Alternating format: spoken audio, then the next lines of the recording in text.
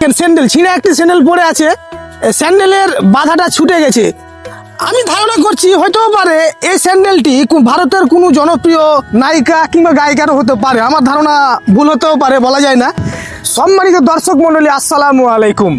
আমি এখন দাঁড়িয়ে আছি বাংলাদেশ ভারতের শেষ সীমানায়, অর্থাৎ আমার পিছনে যে নদীটা দেখতে পাচ্ছেন, এই নদীটা পার হয়ে যদি আমি ওদিকে চলে যাই তো ওটা হলো ভারত। ওই যে দেখতে পাচ্ছেন আমার পিছনে, ক্যামেরাম্যান জুম করে দেখাও, আমার পিছনে একটি বাড়ি দেখতে পাচ্ছেন, দোতলা বাড়ি একটা, ওটা আসলে বাবুর বাড়ি। ভারতের যারা হলো যে খুবই একসময় বিত্তশীল ছিল, তারা রাজা বাদশাদের মতো চলাফেরা করতো। আমরা শুনেছি সেটা নাকি বাবুর বাড়ি, ওটা রাজবাড়ি নামে পরিচিত। আর এক সময়তে ওটা হলো যে ভারতের রেস ক্যাম্প আছে না, রেস ক্যাম্প একটা কি ছিল, ওই রেস ক্যাম্পের যারা আর্মি ছিল, বিএসএফ ছিল, তারা ওখানে থাকতো। তো দর্শক মণ্ডলী, এই নদীটাতে যে অনেক ধরনের কিন্তু মালামাল এখানে ভেসে উঠেছে। আমি আপনাদেরকে এখন একে একে কিছু জিনিসপত্র দেখাই, যারা ইন্ডিয়ার ভাইরা আছেন তারা চিনতে পারবেন। এই যে দেখতে পাচ্ছেন, এটা হলো ফান্টুস, কি এটা, ফান্টুস সারপ্রাইজ কুপন। এই যে দেখেন, এটা ভারতের কি কাজে লাগে যেন, আপনারা একটু কমেন্ট করে জানাবেন। আর এখানে আরেকটা জিনিস ভেসে উঠেছে, কুসুমস রিমঝিম। এটা আবার কি যে ভাই, মানে দেখে তো আমাদের দেশে এগুলো নাই। চানাচুর, এটা কুসুমস রিমঝিম চানাচুর। এটা খাইতে কেমন জি ভাই, আপনারা একটু জানাবেন। হ্যাঁ, আমরা দেখতে পাচ্ছি এখানে একটি স্যান্ডেল পড়ে আছে। এই যে দেখেন, স্যান্ডেল ছিঁড়ে একটি স্যান্ডেল পড়ে আছে, স্যান্ডেলের বাধাটা ছুটে গেছে। আমি ধারণা করছি হয়তো পারে এই স্যান্ডেলটি ভারতের কোনো জনপ্রিয় নায়িকা কিংবা গায়িকারও হতে পারে। আমার ধারণা ভুল হতেও পারে, বলা যায় না। আমি আর কি স্যান্ডেল দেখতে পাচ্ছি এখানে, এই স্যান্ডেলের বাধা নেই। মনে করেন যে এটা ন্যাংটা এখানে ভেসে চলে এসেছে। হতেও পারে এই স্যান্ডেলটা ভারতের কোনো নায়ক কিংবা গায়কের হতেও পারে, আমি এটা সঠিক বলতে পারবো না।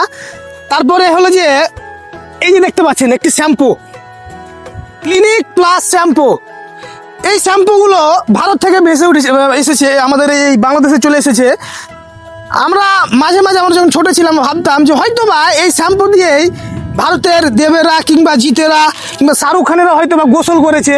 আমরা খুব আগ্রহ নিয়ে মনে করেন যে এই শ্যাম্পুগুলো কুড়াতাম, যে বাড়ি নিয়ে যে দেখাতাম যে দেখো আমরা শাহরুখ খান যে শ্যাম্পুটা ব্যবহার করছে, আমরা সেটা কুড়িয়ে এনেছি।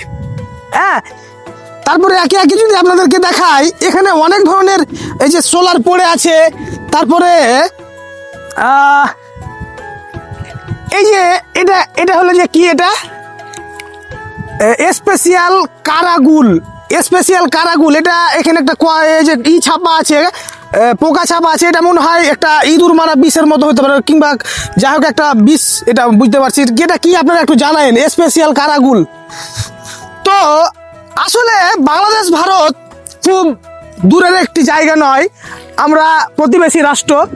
তো মধ্যখানে একটা সীমানা নির্ধারণ করার কারণে মনে হয় যে আমরা অনেক দূরের একটি রাষ্ট্র। কিন্তু দেখেন, আমরা যদি এই নদীটা পার হয়ে ওপার চলে যাই, মাত্র 2 মিনিট লাগবে নদীটা পার হতে, তাহলে কিন্তু আমরা ভারত চলে যেতে পারবো। এবং সেই অঞ্চলের মানুষ যারা আছে, তাদের ভাষা এবং আমাদের ভাষা এবং কালচার, সংস্কৃতি সব কিছুই একই। হ্যাঁ, শুধু মধ্যখানে একটি সীমানার জন্য আমরা ওপার যেতে পারছি না। তো দর্শক মণ্ডলী, আমার আজকের ভিডিওতে যারা ভারতের ভিউয়ার্স আছেন, আপনারা আমার ভিডিওটিকে একটু শেয়ার করে দিবেন। এবং আমাদেরও ইচ্ছা হয় যে আমরা আপনাদের সাথে যে দেখা করে আসি, খুব ইচ্ছা হয় ভাই, মানে এটা বলে বুঝাতে পারবো না। মনে হয় যে নদীটা পার হয়ে আপনাদের সাথে চলে যাই, যে দেখা করে আবার বাড়ি চলে আসি। এরকম যদি একটা সিস্টেম চালু থাকতো কত না ভালো হতো, ঠিক না? আর এই নদীর অনেকগুলো কাহিনী আছে ভাই। আমার পিছনে যে নদীটা দেখতে পাচ্ছেন, এই নদীর অনেক বড় বড় ইতিহাস আছে। সেটা সামনের ভিডিওতে আমি তুলে ধরার চেষ্টা করবো ইনশাআল্লাহ। তো আজকের ভিডিওটি আপনারা বেশি বেশি একটু শেয়ার করে দেন। তো ঠিক আছে, সবাই ভালো থাকেন, আসসালামু আলাইকুম।